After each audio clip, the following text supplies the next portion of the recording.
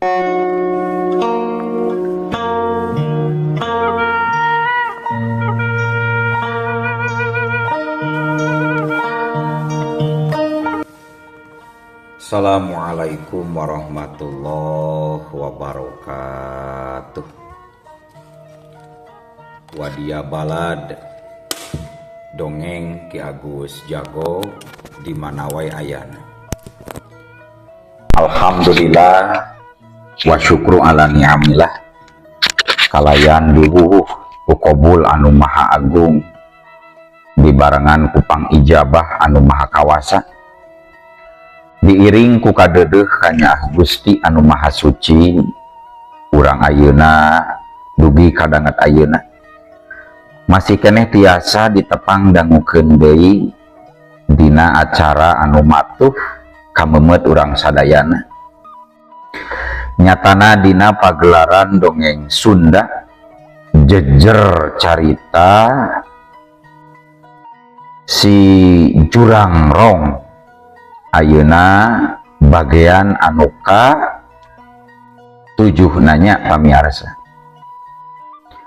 Ieu dongeng mangrupikeun buah karyana Kang Aan Merdeka Permana ti Palihan Bandung. Kangge Kang Aan ngahaturkeun rewu nuhun laksaketi kabingahan rehna parantos ngintunkeun naskah sakaligus ngawidian mamang kangge medar ieu dongeng dina kandaga dongeng Ki Agus Jago ieu. Atuh sumangga kanu teu acan subrek kantun subrek heula ngarah langkung pogot sareng langkung sumangat deui ka si mamangna dina enggoning medar ieu dongeng. Ning hilap di like di komennya nu saseueur-seueurna. Lainna naon? Mamang masuk bingah gitunya upami maosan komentar-komentar di para wargi sadayana teh kalintang bingahna deui upami mah link video mamang ieu dipanggeserkeun atanapi dipangbagikeun atuh ngarah teu nyangkolong tingkana waktos sumangga ayeuna mah urang lajengkeun deui dongeng si Jurang Rong bagian anu ka 7na kumaha salajengna sor cikopina betot simutna pagan heula tali kolorna bisi morosot merezel morozol uzel-uzelan di tengah jalan tumpak dung das.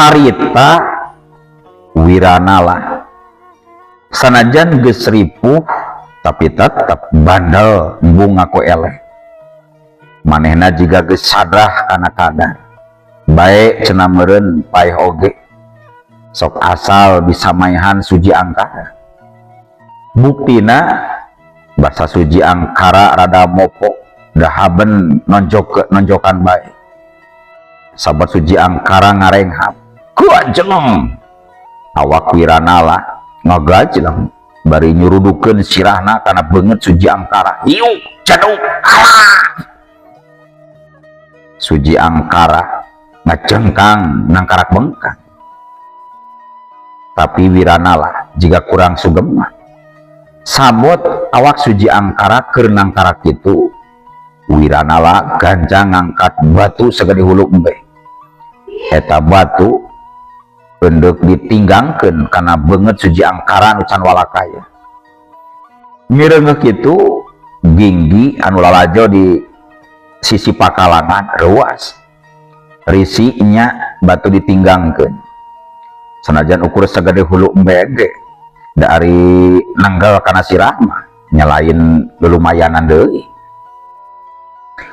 jadi samemeh Wiranala ngenggarkeun batu kana sirah suji angkara ginggi gancang ngarawel batu leutik anu mayak didinya sat belesat batu leutik teh dipaledogeun nanggal pisan kana pepeuteyan Wiranala alah kubra batu segede anak embe anu dicekel ku Wiranala teh muragna ninggang dampal suku Wiranala pisan. Wiranala harita 2 kali ngagorogok adaw-adawan mireungeun aya kasempatan cung Suji Angkara cengkat geus kitu gancang nyokot batu anu tadi dicekal ku Wiranala nya jigana rek dipake nganiaya Wiranala anu keur dongkok nyekelan suku kekeungeunana anu katinggang tadi ngan sabot sirah Wiranala tungkul Suji Angkara rek ngadeukeutan batu rek ngadedetkeun batu kana punduk Wiranala seliut beletak batu leutik anu cikena ditenggorkeun ku Ginggi geus ngancurkeun batu anu keur dicekel Suji Angkara sesemplekanana ninggang kana sirah Wiranala rasa kaget Suji Angkara kedah batu teu pupuguh bencar ngan sakadapan sabab manehna leuwih ngagugu karena nafsu amarah hayang gancang nganiaya lawanna sabaraha kali suku Suji Angkara nyepakan beungeut Wiranala nepikeun kata tuparna tuh eueuh sahulueun duana teh kasebeleun ieu mah cek berentes hate Ginggi bari maledogeun deui batu leutik nanggal pisan kana suku Suji Angkara tepikeun ka ngakoa kalatan nyeri hiu beletak aneuh mun teu ayeuna isu pageto siap pasti konyor ku aing di sana Wiranala cek Suji Angkara anu tina irungna masih ngucur getih sia anu ku aing keur dipodaran mah deuleuh ngan sing iatna dina aing teu sanggup podaran sia paling saeutik sia eudek di wiwirang tina paripola sia anu jauh tina hormateun deuleuh sia Suji Angkara cek Wiranala bari nyiduhan sagala Suji Angkara nyorowok tarik bari kacrot malik nyiduhan ka Wiranala tos ulah parase ya awon atuh kasebat namun maknya para santi ka Pajajaran kalah parase kieu cek Ginggi api-api ngupah ngapeh kaduanana jigana eta kajadian teh geus kanyahoan ku Ponggawa anu pareng ngaliwat tur jigana eta Ponggawa gancang ngabejaan kanu sejena da buktina teu heuleut sawatara lilana teh eta ting purudul welasan Ponggawa nyamperkeun ka dinya duh kumaha ieu teh bet dugi kaya kajadian kieu cek Ponggawa pangkolotna tapi seorang oge eueuh nu nembakan Ginggi anu ditalek oge teu bisa ngajawab jeung jigana Suji Angkara oge satuju mun Ginggi teu baca carita manehna bakal ngarasa wirang lamun anu sejen apal soal isi surat aya anu dikirimkeun ka Nyimas Banyak Inten sakabeh Ponggawa pahibut nulungan Suji Angkara di rereyang dibawa ingkah tidinya tapi ari Wiranala mah pada ngantep anu nguruskeun hayu Raden urang jajabkeun kapuri den cek Ginggi nyawa aing teh hayang balik ka imah teh hayang cicing di pakuan deui aing mah deuleuh cek Wiranala ngepeskeun dengan Ginggi sebab embung disangke manehna mah cengkat sorangan bari jungjungan jeung hese beleke kusabab loba tatu di ditu di dieu kaasup tatu dina sukuna kusabab tadi katinggang ku batu segede hulu embe teh Wiranala harita leumpang muyungkung bari sukuna cingked para wargi sadayana kajadian jogolna dua sinatria Pajajaran dina poe mangkukna teu kadenge jadi bukur catur balarea, malah umum mah jika nu teu arapaleun yen kungsi aya kejadian sarupa kitu. Bisa jadi ku pihak-pihak anu baroga kepentingan ngahaja dibuni-buni. Nu dimaksud baroga kepentingan di dieu teh nyaeta kepentingan dina soal ngajaga martabat kabangsawanan. Suji Angkara ngarasa boga kepentingan ieu kejadian ulah diucah Aceh sabab bakal malindes ka dirina sorangan. Kapanan ku sasaha oge geus kaajen yen manehna mah hiji sinatria gagah anu bisa ngajaga martabat kulawarga. Manehna pujieun balarea salaku teueuh menak pajajaran anu boga sopan santun adiluhung kumaha umumna paripolah para menah. Jadi lamun seug kanyahoan yen dirina nyieun polah ngajak teu uni ka nyimas banyak inten meureun tada teuing wirang di kolong catang nya gedenya panjang. Sedangkan rakean wiranala isaprak eta kajadian teu kadenge deui raratanana. Ginggi teu bisa nalingakeun deui kumaha nasib rakean wiranala sanggeus jogol jeung Aji Angkara. Anu kacipta kumanehna mah basarengse kajadian rakean wiranala muyungkung lempang cingked ngadigle alatan sukuna katinggang batu. Ari nu ngalantarankeun kitu teh anu jadi gara-gara nama nya polah Ginggi. Harita teh rakean wiranala kedeuk ninggangkeun batu kana beungeut Suji Angkara. Gereungeuh kitu Ginggi nyentangkeun batu leutik tepikeun keuna kana pepeuteyan dengan rakean wiranala. Balukarna batu murag ninggang suku rakean wiranala. Sabot Suji Angkara pada ngarereyang di bawah Bali. Ada rakean wiranala mah ngadigle leumpang sorangan deueuh nu narik deueuh nu nakon. Kamana leosna aya bejana tepi ka ayeuna.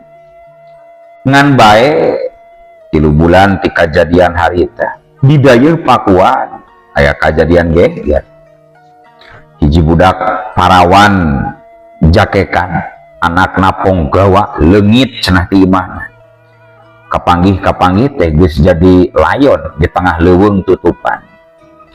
Ngadenge eta beja kagoy Ginggi nyangka yen anu boga gawe kitu teh tangtu Suji Angkara. Nah make nyangka kitu sabab sapanjang nutur-nuturkeun Suji Angkara ti wewengkon Wado tug tepikeun ka Pakuan. Suji Angkara geus loba nyieun perkara dina urusan awewe. Geus pasti si eta anu boga dosana cek Ginggi dina jero hatena. Tapi basa dipuri bagus eta aya riungan tur keur nyaritakeun kajadian Rajapati ka budak parawan. Sawatara laporan teh diembohan ku hal-hal anu mistis.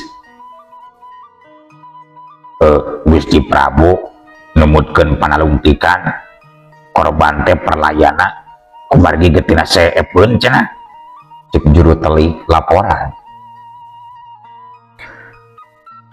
Maksudna beak kumaha cek Ki Bagus eta anu ku Punggawa dilandi Gusti Prabu. Sumohon seepoe dugi ka garing jiga lauk dikere jiga inu nguyup Gusti Prabu cek Punggawa. Biakeun getih pedah ditewak ku belati atau kumaha. Sanes Gusti sanes. Tatu badag alatan ditinggang ku batu atawa kumaha. Sanes Gusti sanes. Jadi biakeun getih teh pedah naon atuh. Cek Ki Bagus eta bingung. Seepeun getih kumargi jiga anu tos diseuseup terus disedot jadi sedot palebah naonna palebah karanganana Gusti. Aya ku karila banyak bobogaan mata disedot sagarupa tuh Ya tos Gusti jika digunasika ku anu nuju nyampurnakeun ilmu setan. Cepong gawa ngajelaskeun. Ginggi anu ngabandungan eta beja oge jadi ngarasa hemang. Malah manehna ayeuna ngarasa kaliru lamun uding ka suji angkara. Nya ieu mangkluk gawena ngagunasika kaum wanita, tapi da anu dibutuhna mah urusan birahi. Ari nu ieu mah lain kajahatan anu didasaran ku hasrat birahi. Alhasil eta pokal lain suji angkara nu boga dosana. Nya deket-deket kana polah jalma anu keur nyuprih ilmu setan. Sabab si budak parawan leungitna dina malaman Sukra pas caang bulan 14 bulan purnama. Sanu boga polah pikarujiteun jiga kitu atuh cok saha jalmana anu geus ngalakukeun hal kitu.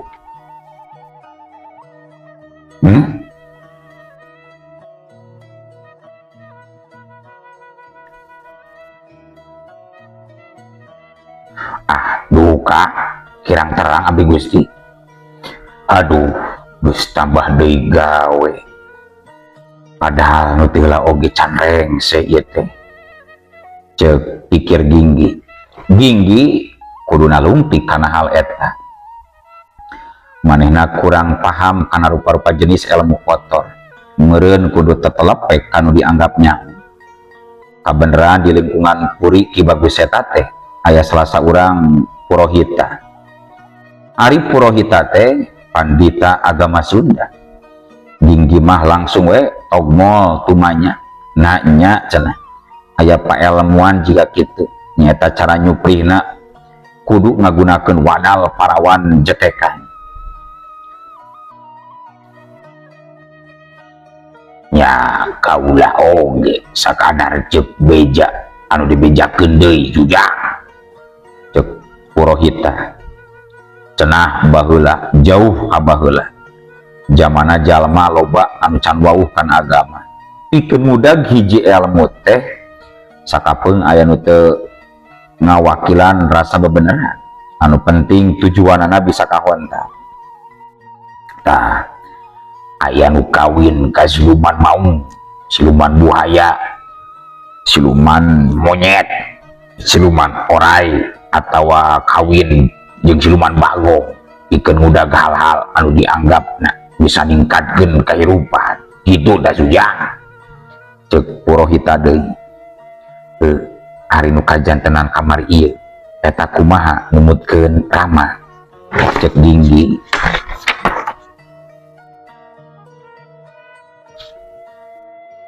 Nya aya nu hayang boga ilmu kasaktian eta teh ku cara nguyup geti budak parawan atawa aya nu nguyup minyak oro. Nguyup minyak oro? Ginggi kaget. Nya sok aya anu malingan orok beureum. Si orok awakna diganggang ka luhureun burukan, diunun, diala cacaina, terus ditandean, terus diuyup gitu tak suja. Ginggi ngabiri gini. Tapi aya deui nu ngagunakeun getih parawan jakekan dina nyampurnakeun ilmu nate. Jadi antarana kudu diseuseup getihna nepi ka saat.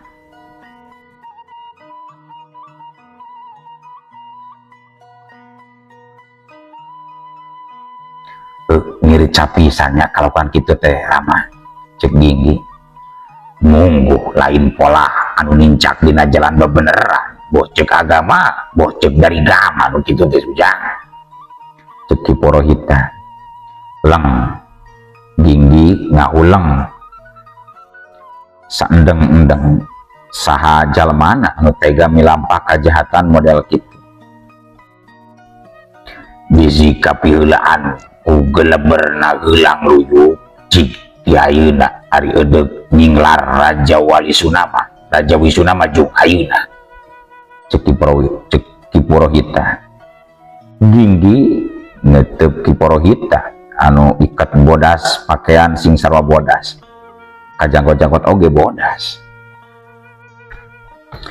Ditetep model kitu Ki Purohita ngabelengeh seuri pinggir was. Buah-buah cenah eta pandita teh bisa noong sahadirina sabenerna. Ngan bae Ginggi embung kapapanjangan. Maya langsung amitan bebeja mah endek ngurus kuda. Tapi nya manehna nuturkeun saran ti Ki Purohita. Sangkan buru-buru nyieun panalungtikan ngeunaan eta masalah. Di mana mimitina nyieun panalungtikan. Mahena oge teu apa. Ngan meureun anu mimiti kudu didatangan teh kolot-kolot na budak parawan anu geus jadi korban panyeuseup getih parawan eta.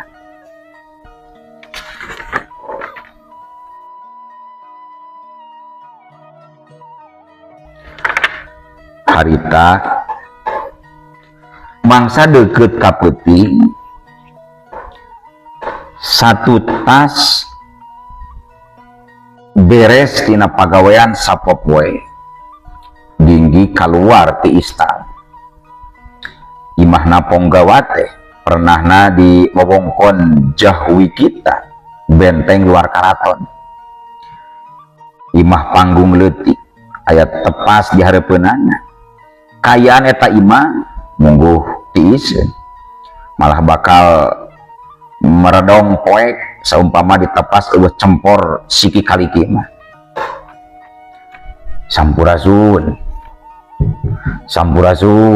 cek Ginggi lila eueuh nu nembalan tepikeun ka Ginggi kudu malikan uluk salam deui. Sampurasun Rampes saha di luar. Abdi saha abdi teh. Ginggi teu bisa nembalan da masih ngaku ngaran oge eta Ponggawa moal apadeun. Ginggi sarela cicing di dayeuh pakuan teu loba kawauhan. Komo jeung anu cicingna di wilayah Jahwi Hitam apanan manehna mah cicingna oge di wewengkon dalem khita benteng jero karaton.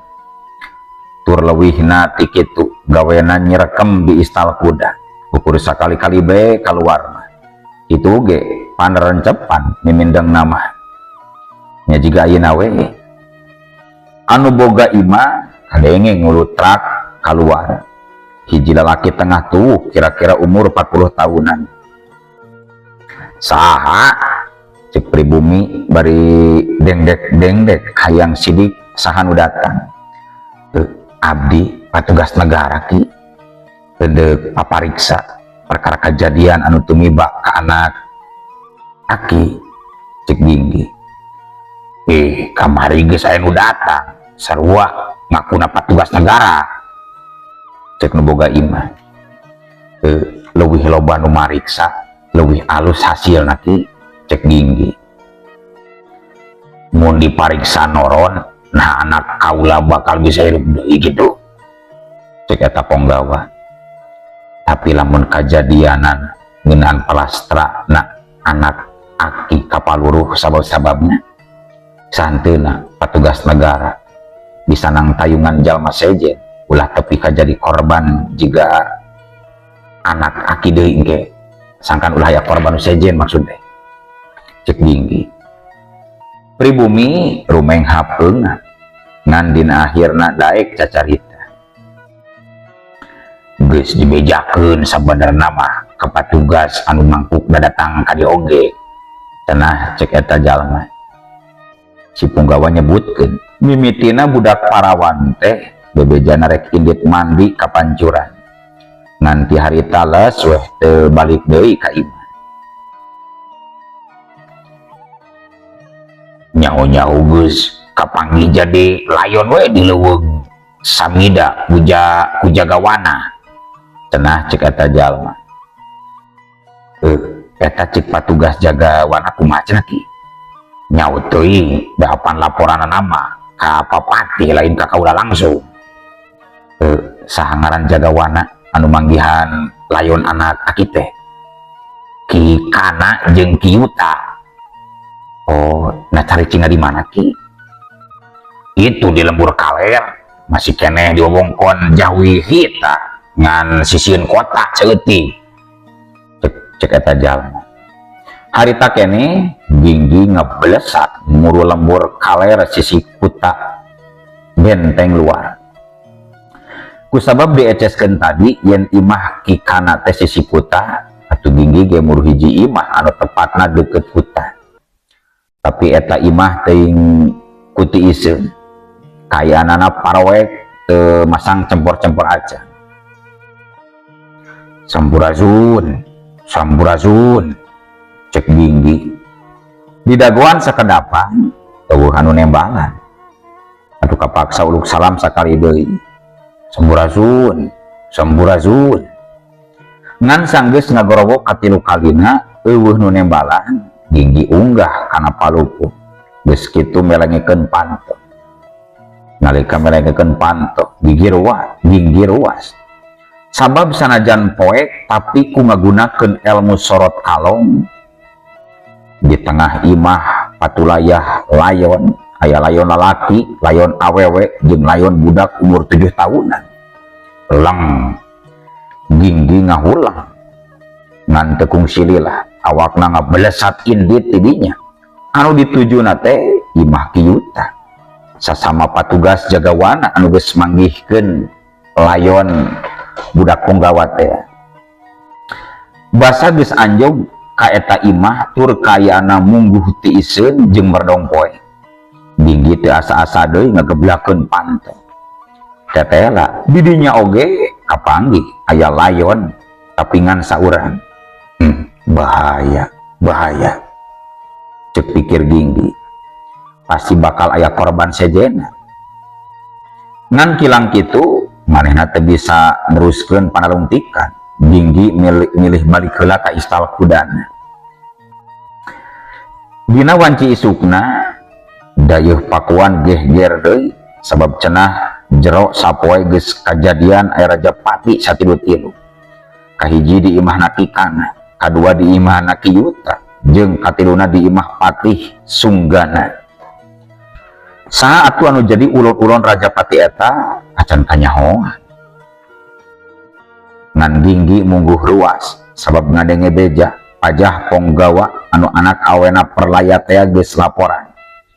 Cenah peutingna kadatangan jalma anu ngaku patugas nagara tur tetelepek imah Nakikana jeung Kiyuta. Bisa jadi Ki Patih Sunggana oge dibinasa ku jalma eta. Da cenah apaleun yen Kikana jeung Kiyuta laporan ka Ki Patih Sunggana. Kurang ajar upamak kitu mah kajadianan. Aing jeung katempuhan kicarana mah. Cek Ginggi rada ambek. Tapi deui manehna oge jadi ambek kadirna sorangan. Gagabah ku nyeun tindakan. Ayeuna karasa resikona. Tapi da aing tetep hayang nalungtik di kajadian nya resikona tetep deh kudu ditarima ku diri aing. Cek Ginggi deui.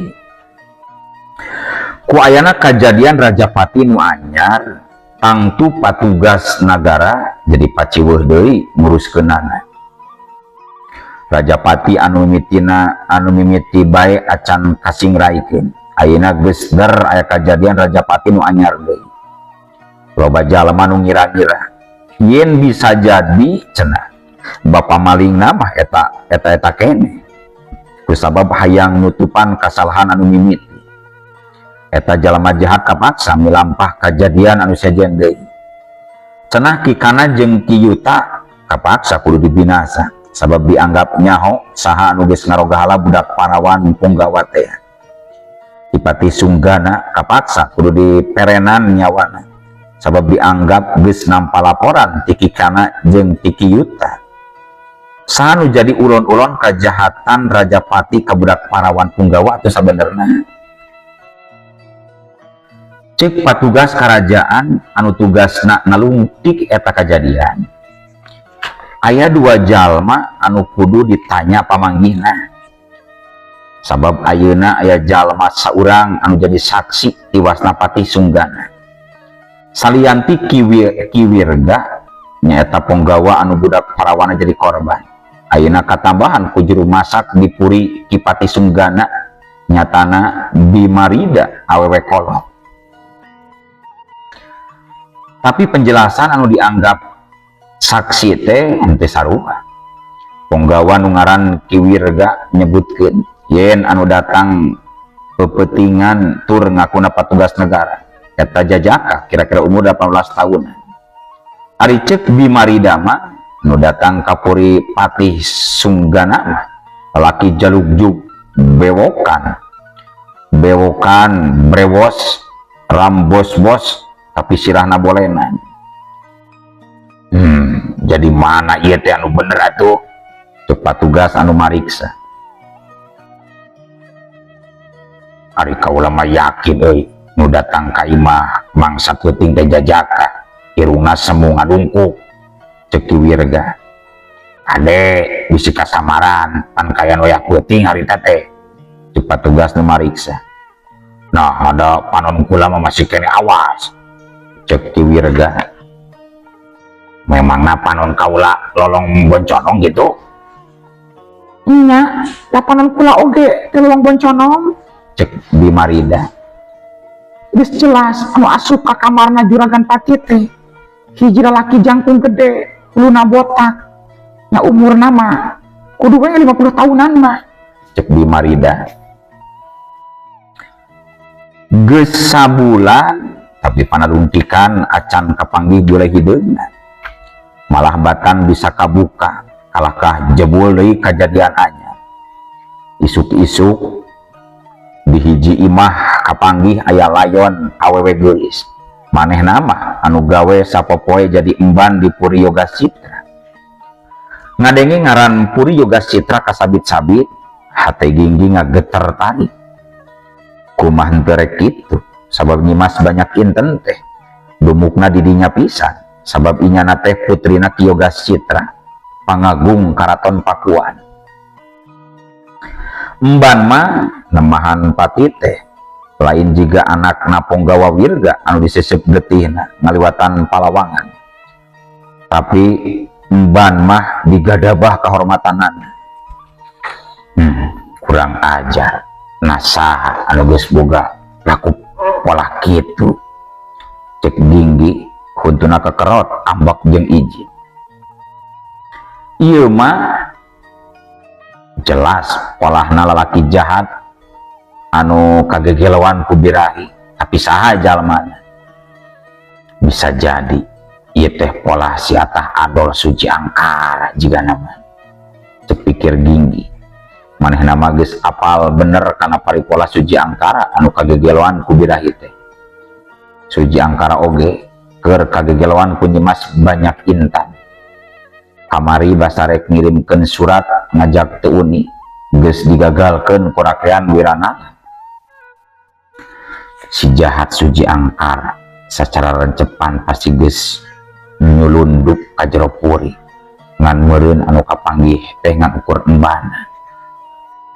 Tapi keheula aing ulah burung busuh nuding bisi salah. Cek pikir Ginggi deui. Alasanana sabab anu harita kagegelowan ku nyimas banyak inten teh oge rakean Wiranala. Eta Jajaka mikasiri ka Suci Angkara anu dianggap geus kumawani ngangajak teu uni ka nyimas banyak inten. Padahal apanan manehna mah kungsi ngalamar nyimas banyak inten ngaliwatan nu jadi bapana nyata Ki Wiraprana. Teu mustahil si Wiranala nu boga gawe culasna ieu mah.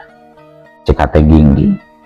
Ngan sanajan kitu, Ginggi ayeuna hayang leuwih hati-hati moal nuding sagawaya. Ngan intina duanana kudu dicuriga ku aing, kudu ditalungtik duanana. Cek Ginggi. Duanana kudu diperhatikeun. Cek Ginggi deui. Hanjakalna manehna ayeuna teu bisa bebas kukulunuan sabab lamun dina hiji waktu tepung deui jeung Ki Wirga eta punggawa pasti apaleun keneh yen manehna kungsi ngadatangan imahna Ki Wirga. meureun anu bisa ditalungtik ti heula teh nya Suji Angkara, sabab eta jajaka gandang teh dumukna dipuri Ki Bagus eta. Ginggi kudu loba ngawaskeun paripola Suji Angkara, pikeun mastikeun nah eta jalma teh geus jadi ulon-ulon kajahatan atawa henteu. Tah kulantaran kitu atuh ieu dongeng Ki Jurangrong teh cekang tamat dugi ka dieu. Kangge salajengna tiasa diguar dina lalakon banyak inten, dina lalakon Suji Angkara, tarasa lakon Silalatu Gunung Salak sareng lalakon pasukan siluman Haji Parawatasari. Tamat sakitu nu kahatur. Assalamualaikum warahmatullahi wabarakatuh.